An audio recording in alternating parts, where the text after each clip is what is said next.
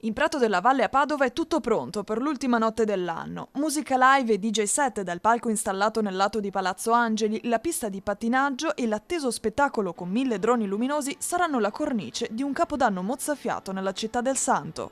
Tutto pronto, sarà uno show, uno spettacolo assolutamente inedito perché a Capodanno non ci sono altre città che hanno un numero tale di droni, quindi 1000 saranno appunto nel cielo a rappresentare con queste figure tridimensionali la storia della città.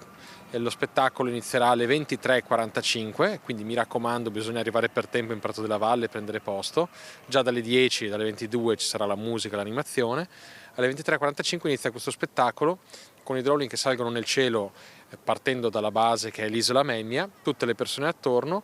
Ci sarà questa evoluzione della storia della città dal Medioevo ad oggi che va a culminare con un bel countdown, quindi per poter scandire tutti insieme da 10 fino a 1 per poi augurarsi un buon 2026. Per le persone con disabilità è disponibile un'area riservata proprio davanti al palco. Una serata che si preannuncia quindi spettacolare e che garantirà anche massima sicurezza a chi sceglierà di parteciparvi. Ci saranno 5 varchi per entrare in Prato della Valle, via Umberto I, via Belludi, via Cavazzana, via Carducci e l'angolo tra via Cavalletto e Corso Vittorio Emanuele II.